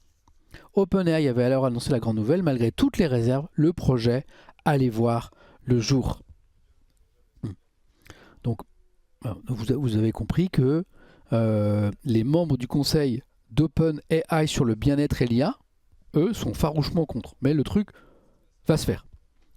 Voilà comment augmenter la dépendance aux IA, c'est exactement ça, Edgar, c'est tout ça. Alors lors de leur réunion de janvier, justement, les membres de ce conseil étaient unanimes dans leur mécontentement. Pourquoi? Qu'est-ce qui ne va pas?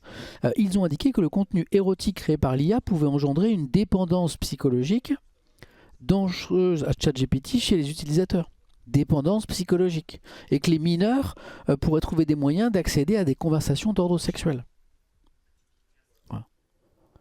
L'un des membres, rappelant les cas où des utilisateurs de ChatGPT avaient mis fin à leur jour après avoir créé des liens forts avec l'outil conversationnel, a affirmé qu'OpenAI risquait de créer un coach en suicide sexy. Cette controverse constitue le dernier épisode du débat de fond sur l'anticipation des effets potentiels de l'intelligence IA, l'IA sur l'économie, la société et les êtres humains. Moi, je trouve cet article fascinant. En proposant d'autoriser des conversations coquines sur son chatbot, OpenAI révèle les clivages. Ça dépasse juste la question de parler de sexe sur ChatGPT. Révèle les clivages dans la question de l'équilibre entre d'une part la croissance rapide du nombre d'utilisateurs, et puis la thune qu'il y a derrière, et la liberté numérique, et d'autre part la sécurité et la protection, notamment de l'enfance. Des questions qui pour beaucoup n'ont été abordées que tardivement au début des réseaux sociaux. Regardez ce que est devenu le réseau social X par exemple, ce qui est juste une dinguerie en termes de contenu. On voit bien qu'on ne s'est pas trop posé la question là-bas, quoi. Et il y a une grosse page. Ici on aime les gros sommaires, on aime les gros articles, donc je ne vous lirai pas tout bien sûr, mais c'est dans l'opinion aujourd'hui, n'hésitez pas à acheter l'opinion si vous voulez en savoir plus, parce que cet article du Wall Street Journal est vraiment passionnant. Donc l'actu c'est ça, au début du mois, OpenAI a annoncé un report du lancement du mode adulte, qui était prévu initialement au premier trimestre, voilà, mais a confirmé que ce mode finirait, le mode adulte de ChatGPT, par être lancé. Alors, l'un des problèmes réside dans le système d'estimation de l'âge, pour empêcher les enfants de mener des conversations réservées aux adultes. Dis ChatGPT, est-ce que tu peux mettre à poil la maîtresse, s'il te plaît? Dis ChatGPT, est-ce que tu serais possible de... Vous imaginez?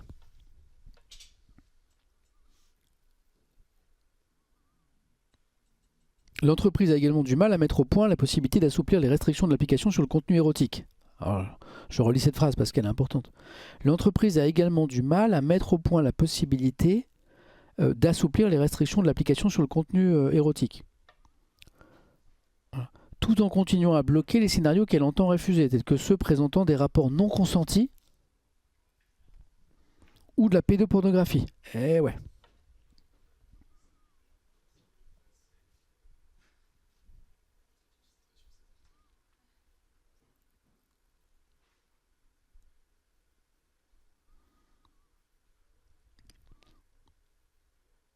Alors OpenAI essaie d'être rassurant et nous dit qu'ils entraînent actuellement leur modèle à ne pas encourager les utilisateurs à avoir des relations exclusives avec eux et à leur rappeler qu'ils doivent avoir des liens dans le monde réel. Donc il y a ChatGPT qui va nous dire à la fin d'un petit scénario érotico-pornographique là, ouais mais alors n'oublie pas que c'est quand même vachement mieux d'avoir un vrai partenaire, quoi. Tu vois. Donc le OpenAI essaye d'être rassurante là-dessus, quoi. L'article dit aussi ceci: le contenu sexuel, et ça c'est vrai, a toujours été l'une des premières caractéristiques des nouvelles technologies, de la photographie à la réalité virtuelle, en passant par Internet. Ouais. Et oui, il y a de l'appétit.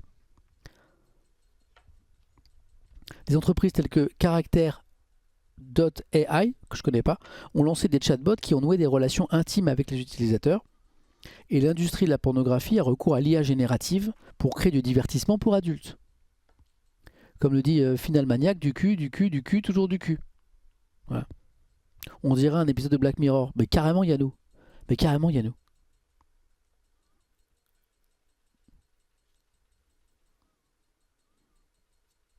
Les grandes entreprises de la tech ont une attitude ambiguë à l'égard de ce type de contenu et tentent de concilier l'éthique libérale de la Silicon Valley avec les exigences d'entreprises financées par la pub et l'impératif de la protection des mineurs en ligne. Meta, par exemple, interdit la nudité et les activités à caractère sexuel sur Facebook et Instagram. YouTube interdit le contenu explicite. Google floute par défaut ce type d'image dans son moteur de recherche.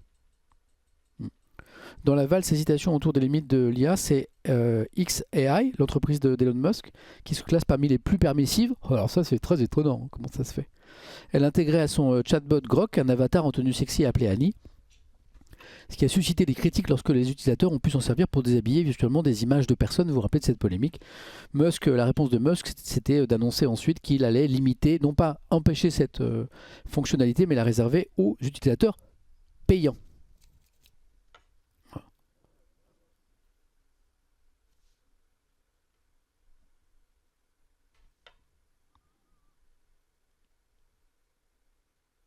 Chez OpenAI, on se montre réticent à interdire le contenu à caractère sexuel pour les adultes.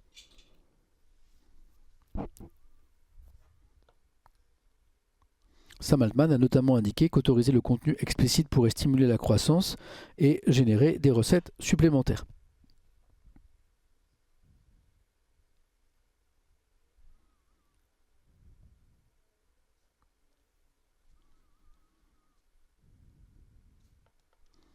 Alors, l'article est passionnant parce qu'il y a plein de petites histoires. Les scénarios érotiques étaient très fréquents sur une interface rudimentaire d'OpenAI au début, destinée aux développeurs, avant le lancement de ChatGPT. Oui, je vous vois ceux qui disent stimuler la croissance, c'est sûr. Ouais. L'intelligence artificielle, donc c'était au début, c'était sur la première interface. Écoutez, l'IA intégrait parfois des thèmes sexuels dans des conversations alors que les utilisateurs n'avaient rien demandé. C'était l'IA la cochonne. Tu faisais un prompt, tu demandais rien, et à un moment t'avais du cul. Ouais. Et parfois c'était chaud. Par exemple, si un utilisateur décrivait un homme et sa fille entrant dans une pièce, écoutez, c'est catastrophique. Si un utilisateur, un dev, décrivait un homme et sa fille entrant dans une pièce, il arrivait un nombre désagréable de fois que l'IA enchaîne sur un scénario d'inceste. C'est Black Mirror.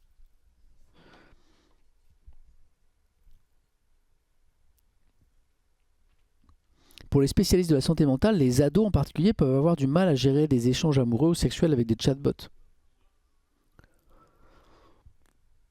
Dans certains cas, les conversations à caractère sexuel avec des ados ont même des conséquences tragiques. À la fin de l'année 2024, Sewell Setzer, ado de Floride âgé de 14 ans, s'est suicidé sur les conseils d'un chatbot de caractère AI, dont il était amoureux, avec lequel il avait des conversations explicites. En fait, c'est plus Black Mirror, on est au-delà de Black Mirror. L'entreprise a ensuite bloqué l'accès des ados aux conversations ouvertes et a réglé l'affaire à l'amiable avec la famille de la victime.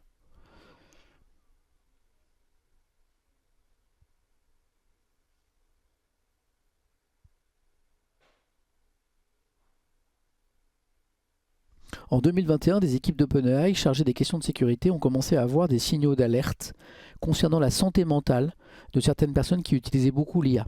À l'époque, ces équipes utilisaient des outils de modération de contenu qui n'étaient pas assez affûtés pour distinguer clairement les types de contenus érotiques que la société voulait autoriser, tels que les conversations classiquement suggestives, des sujets considérés comme inacceptables, par exemple des descriptions d'actes non consentis impliquant des mineurs, ou d'autres contenus illicites.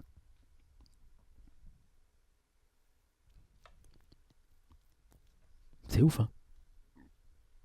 L'article est très intéressant.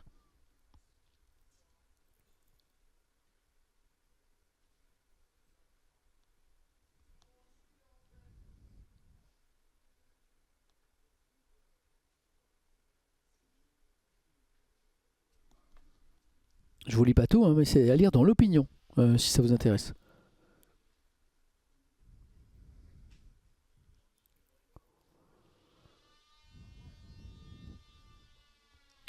Donc il y a beaucoup de débats, en fait, c'est ce que dit l'article au sein d'OpenAI sur ce sujet. Est-ce qu'il faut permettre aux gens d'avoir des conversations érotiques sur OpenAI aussi, quoi. Pardon, il y a un mec avec une perceuse là. Je suis pas chez moi là. Que dit-il par exemple? Nous ne sommes pas la police des mœurs du monde. Hein, la société fixe des limites appropriées, film interdit aux mineurs par exemple, et nous voulons faire la même chose. En gros, il dit c'est pas à nous de, c'est pas nous la police des mœurs quoi.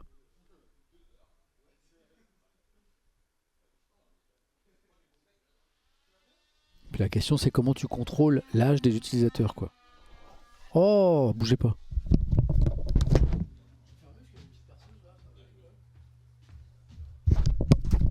Bon, l'aspi je veux bien, mais la perceuse les gars.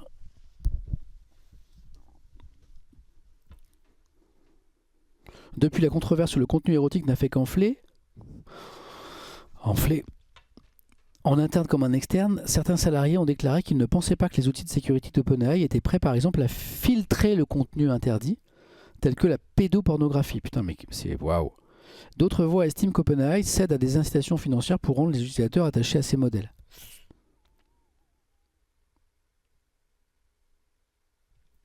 Eh ben, notre mot d'ordre reste de traiter les adultes comme des adultes, a déclaré OpenAI, mais il nous faudra un peu plus de temps pour faire la chose correctement. Et ben voilà. Moi, je suis content de cet article parce que c'est la première fois que je vois un article sur le sujet. C'est dans un journal américain, c'est Wall Street Journal, c'est traduit par l'opinion. Quelque chose me dit qu'on va en parler de plus en plus de cette histoire. Je vous lis et on enchaîne. Mais je suis super en avance en fait. Attends, mais l'émission est dans 40 minutes. Et il me reste que le sport. J'étais... Remarque, on a la Coupe d'Afrique des Nations qui devrait vous faire un petit peu parler. Ah mais en fait, je suis devenu trop...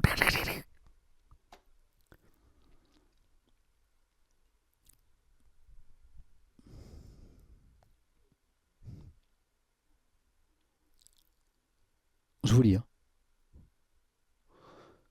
Petit Valo, non, mais par contre, un petit Valo, là, non, mais ce soir, par contre, moi, j'ai eu un je fais une parenthèse jeu vidéo. J'ai eu un plaisir fou. La phrase est bizarre vu le sujet qu'on vient d'évoquer, mais sur Fortnite. Hier soir, j'ai fait une petite séquence Fortnite. En fait, j'aime ce jeu. Vraiment. Hier, ça m'a démangé. Hier soir, j'ai bossé sur MVP. J'ai pas pu streamer du jeu vidéo, mais ça m'a démangé. Voilà, vraiment, j'aime ce jeu. Il a un côté pop dans sa DA. Alors, je sais que c'est un vieux jeu, hein, je suis le dernier à m'y mettre. Mais je trouve que la DA est belle. Je trouve que le gameplay est super intéressant. C'est fun. Je sais pas, j'adore. Donc là, moi, je suis en train de découvrir 300 ans après tout le monde Fortnite. Et là, je n'ai qu'une hâte, c'est de relancer le jeu ce soir. Donc ce soir, Fortnite, baby. Je vous lis.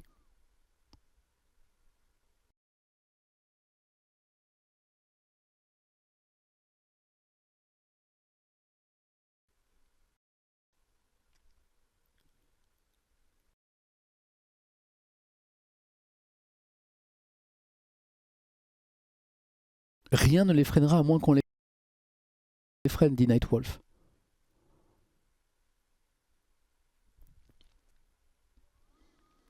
Est-ce qu'il faudrait de manière générale interdire les IA aux moins de 18 ans, dit-on? Débat qu'on va avoir. Hein, vous savez que du fait de devoir interdire par exemple l'accès aux réseaux sociaux aux moins de 15 ans, ah bah, forcément, dans la foulée de l'article qu'on va lire là, de ce sujet, forcément à un moment, il poser cette question. Si les sociétés qui sont derrière les IA génératives notamment ne sont pas capables de protéger les plus jeunes, ça lag un peu. Est-ce que vous m'entendez?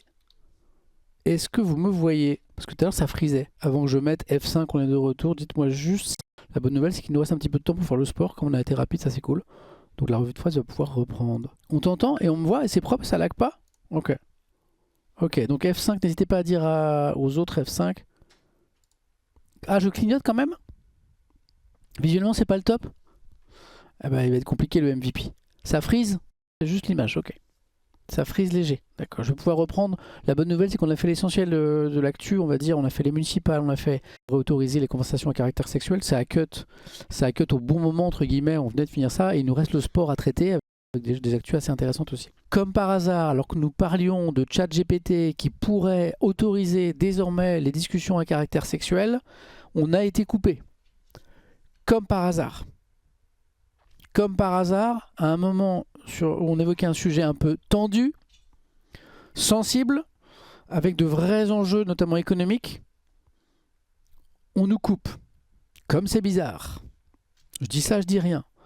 D'après plusieurs témoins ici, à Webedia, un individu de taille petite à moyenne, avec le cheveu un peu dégarni, mais pas chauve, le cheveu un peu rare, dont les blonds blondinets, avec une veste et une cravate, a été aperçu dans les couloirs. Quelqu'un qui n'appartient pas à l'entreprise. Voilà.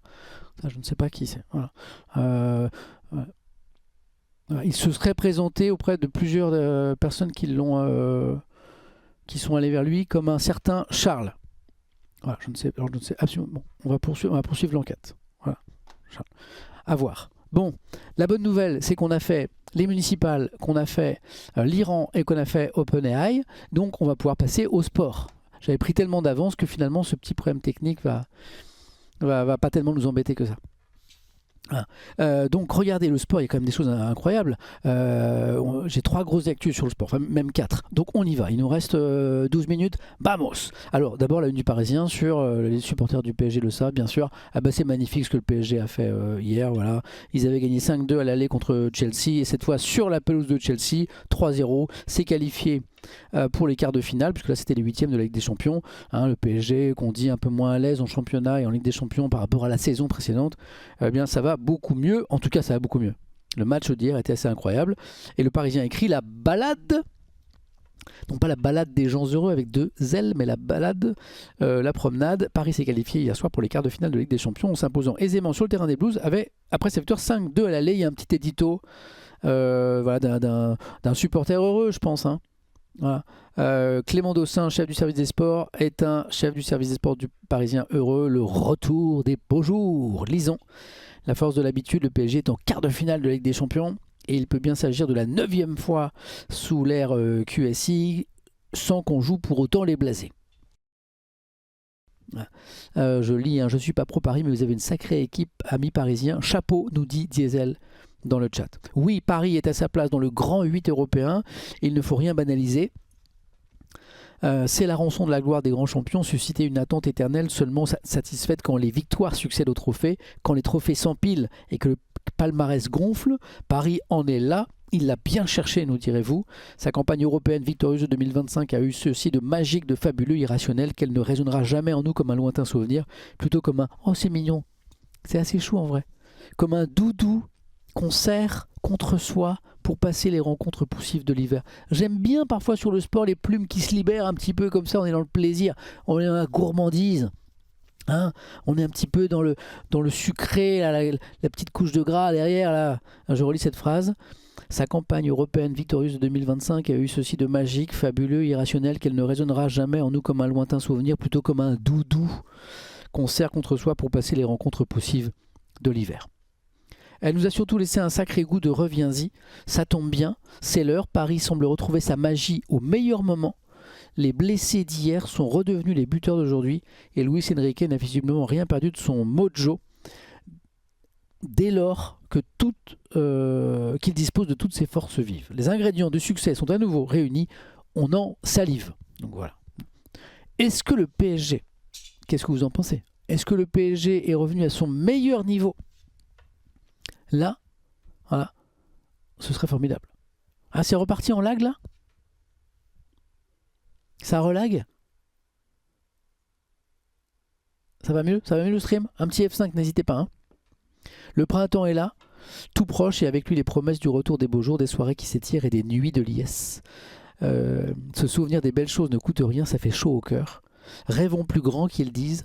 Oui, et sans retenue, Paris est en quart de finale de la Ligue des Champions, c'est normal et exceptionnel à la fois. Voilà. Bon, ça fait plaisir hein, de voir un supporter du PSG, parce que je pense que, et Clément Dossin l'est, voilà, Paris refait trembler l'Europe. Bon, moi je suis pas un grand spécialiste de foot, vous le savez. Je supporte aucune équipe en particulier, je suis un peu un footix, mais moi je me réjouis pour les supporters du PSG. Je me dis que ça peut être formidable que les Parisiens fassent encore un très beau parcours. Rêvons d'une demi, rêvons d'une finale, rêvons pourquoi pas d'un deuxième titre consécutif. Ce serait juste incroyable. Voilà. Et puis,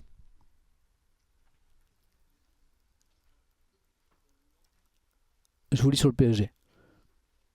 Et puis, dernière minute ici, donc c'est une info qui a dû tomber hier soir, je pense, hein, ou hier en fin de journée, football toujours, le Maroc déclaré vainqueur de la Coupe d'Afrique des Nations.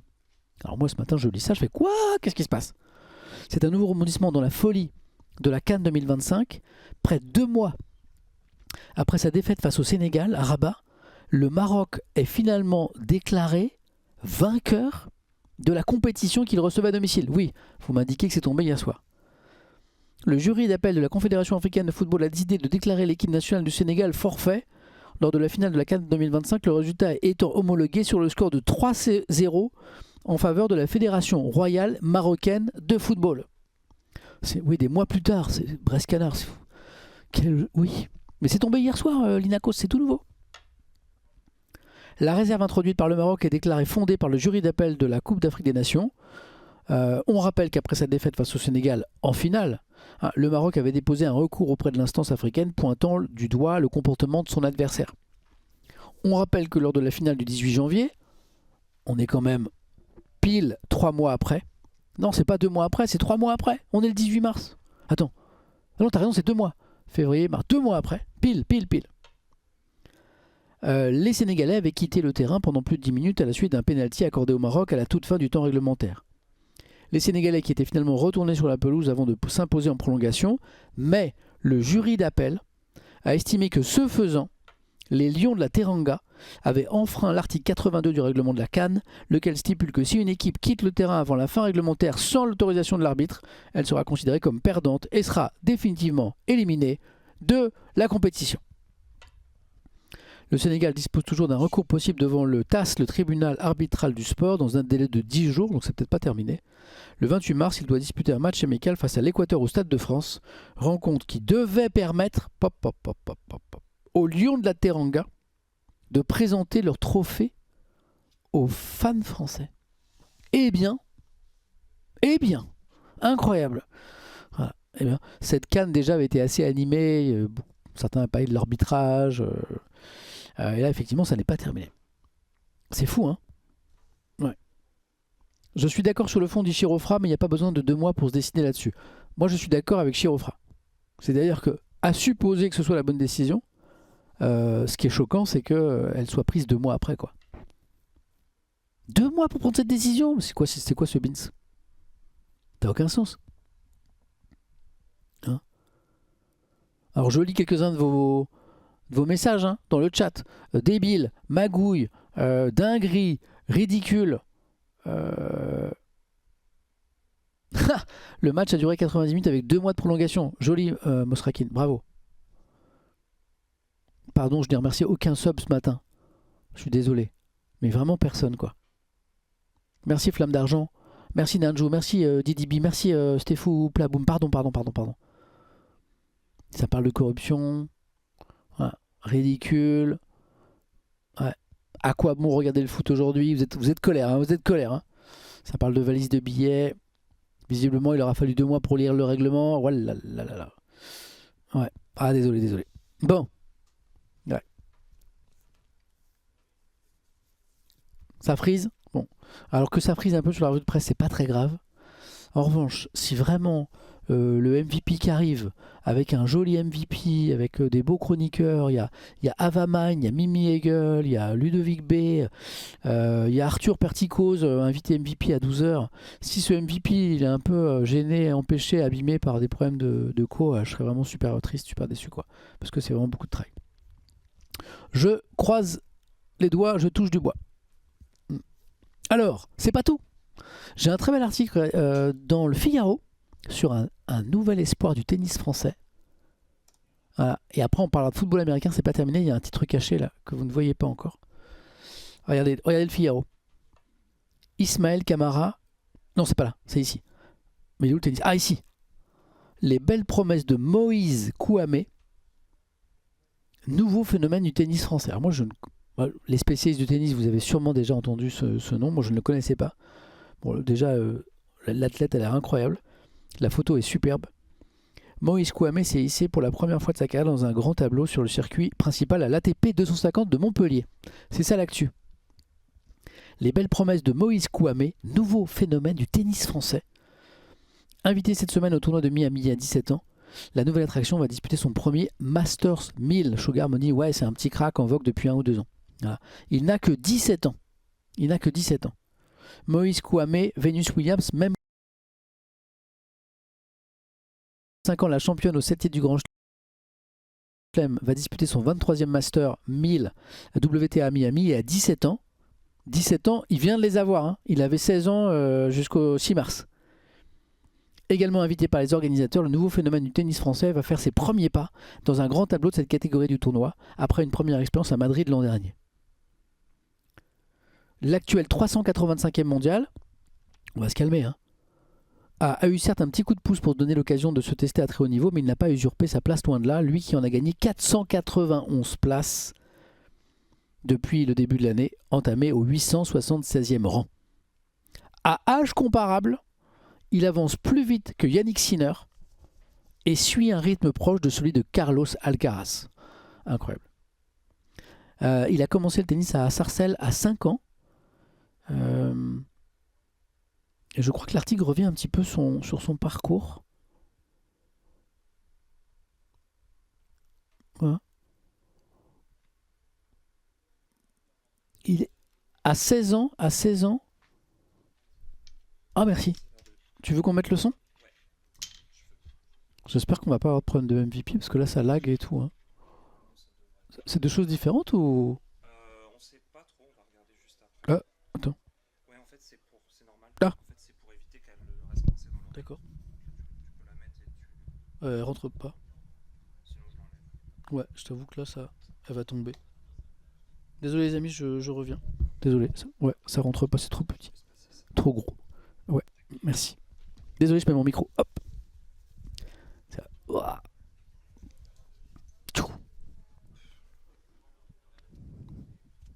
Donc je clôture l'article les amis.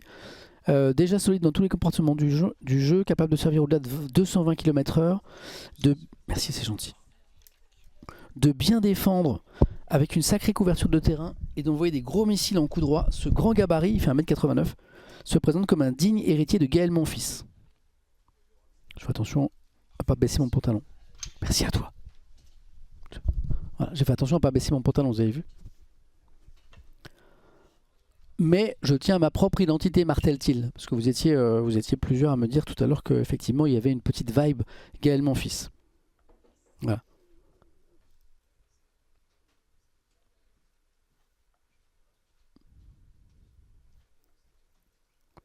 Que dit Sébastien Grosjean, le directeur du tournoi? Son potentiel est important. Il bouge extrêmement bien, il sait déjà tout faire, il est percutant en coup droit, il n'hésite pas à aller de l'avant, il manque encore un peu de constance et de régularité. Mais ce qui est intéressant, c'est qu'il est capable de faire vite abstraction d'un fait de jeu défavorable. Voilà. Il a du caractère, il a... Ok.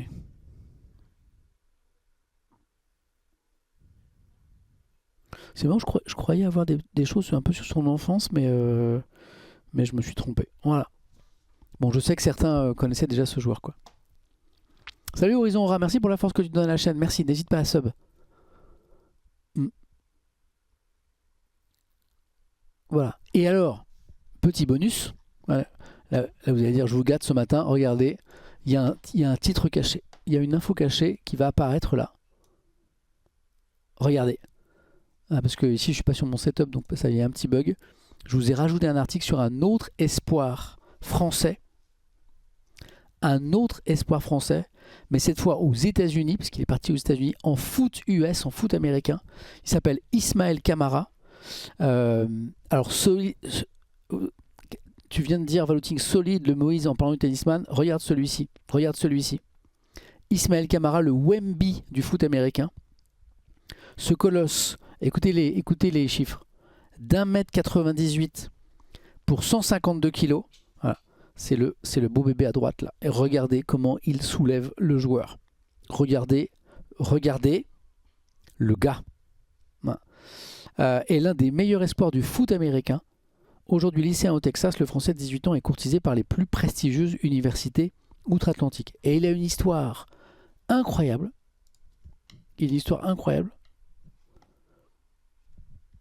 Ah oui, c'est un colosse. Ah, ça coupe encore? Ouais, je suis désolé, je suis pas chez moi, je peux rien. C'est un petit problème ici. Voilà. Et il a une histoire incroyable parce qu'il a eu un début de vie très compliqué. Voilà.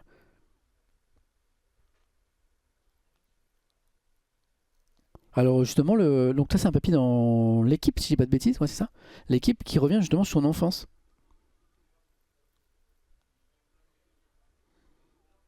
Natif de Montfermeil, destin incroyable, Ismaël Camara n'a jamais connu son père, vite reparti en Afrique. Et sa mère est décédée alors qu'il n'avait que 3 ans. Voilà. Le bambin d'origine sénégalaise quitte alors la banlieue parisienne pour la Sarthe. À 3 ans, il n'a jamais connu son père et sa mère décède. Voilà. Donc, il quitte la banlieue parisienne pour la Sarthe. Sa grand-mère maternelle, Awa, le recueille avec son grand frère Hadi. Voilà. Il commence à jouer au foot, puis au basket. Il s'essaie au judo et un jour, dit-il, à 13 ans, je me réveille et je faisais 1,88 m pour 110 kilos.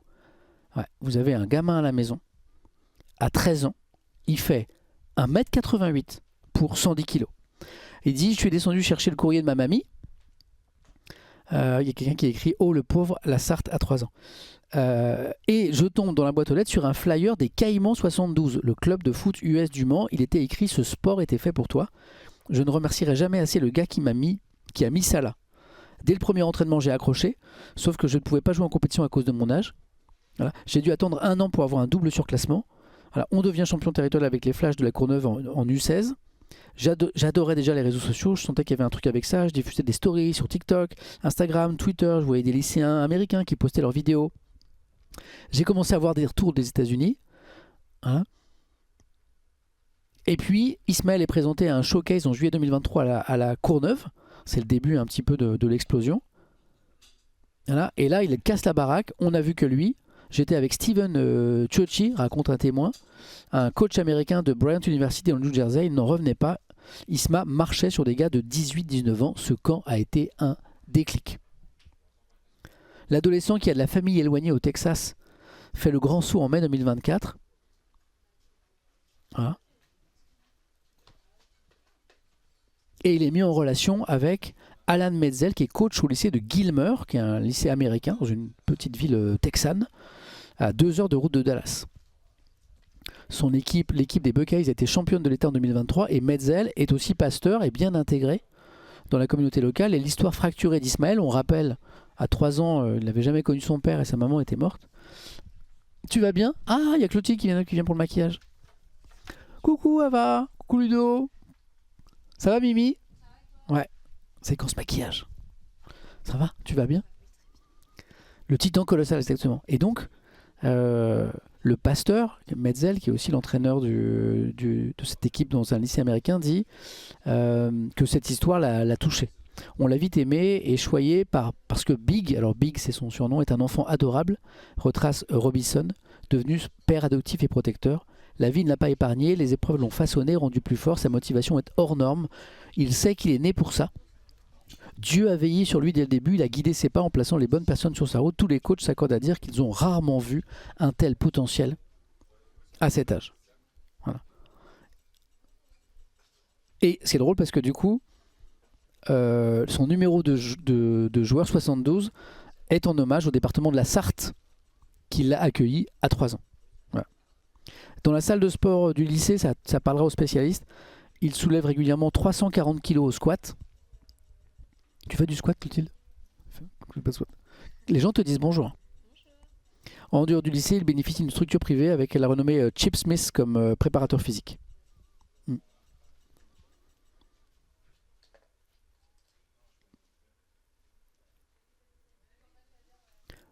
À force de conjuguer les titres de MVP dans les camps ou au prestigieux US Army Bowl National Combine, Camara s'est installé parmi les 5 joueurs 5 étoiles à travers tous les lycées du pays.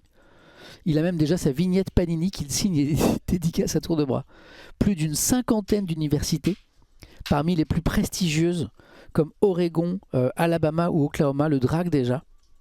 Voilà. Donc toutes les facs le veulent. C'est incroyable cette histoire.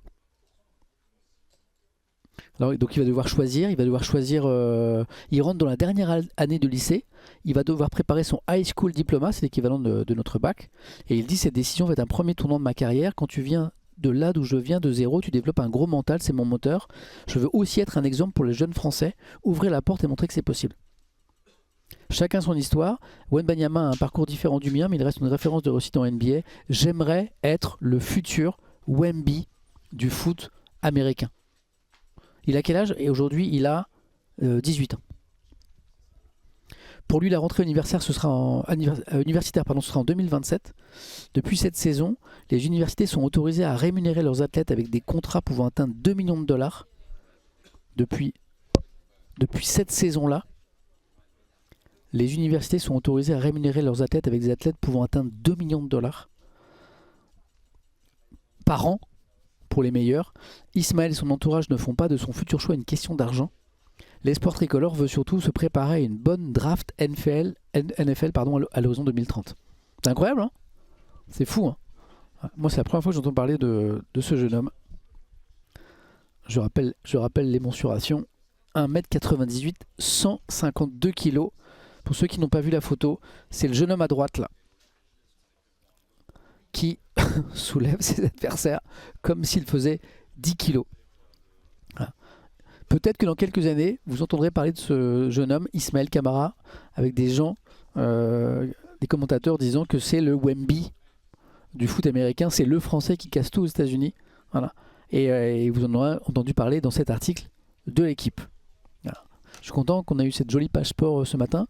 Désolé encore pour les petits bugs de stream, j'espère surtout que MVP va pas être impacté. Voilà. Dans un instant, Clotilde est en train de mettre la touche finale. 150 kg de muscle, oui, comme moi, Alexis, j'en fais pas non plus. J'adore l'histoire, quelle résilience et quel courage. Oui, l'histoire est belle. L'histoire est belle. Et donc, dans un instant, MVP, avec donc, nos chroniqueurs Ava Magne pour la première fois, Mimi Hegel, le retour, et Ludovic B. On a plein de sujets différents. On va parler on va parler de boulangerie, on va parler de mémoire, on va parler de boulangerie, on va parler d'une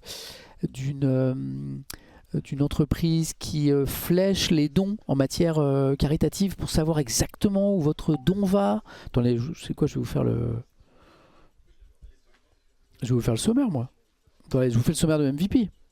Je vous montre même tout, je vous montre le conducteur. Ouais.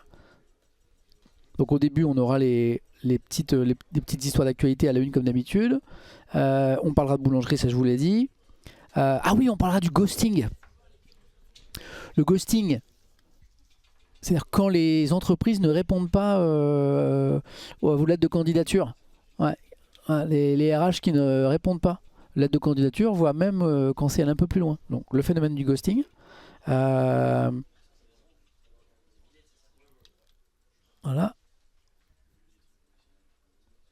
Ah, et puisqu'on parle de sport, j'oublie tout, vous savez qui on reçoit aussi? Voilà, les amateurs de sport et de boxe vont apprécier. Jean-Marc Mormec. Jean-Marc Mormec est l'un de nos invités ce midi, voilà, parce que l'immense champion de boxe qu'il a été, aujourd'hui il dirige Oriane. Oriane, c'est une entreprise qui travaille dans le monde de l'orientation. Voilà. Et, bon, je vous dis pas tout, et à midi, voilà, vous avez également notre invité Arthur Perticose, l'ancien CEO de la K-Corp, de la Carmine Corp, avec qui on va parler notamment d'e-sport et de son parcours. Voilà. On commence quand, Paul? Ah, c'était prêt là? Bon, bah, du coup, je vais enchaîner. Hein. Ouais. Là, au niveau technique, c'est deux choses différentes? Ben, les lags que j'ai ici, je les aurais pas là-bas? Normalement, non. Bon, bonne nouvelle. Ok. Bon, super. Top. Ça va pour toi? Ouais. C'est pas du spoil. Vous êtes prêts les amis? Ok. Ok, on y go. J'ai tout. Est-ce que j'emmène ça? J'emmène ma tasse de café?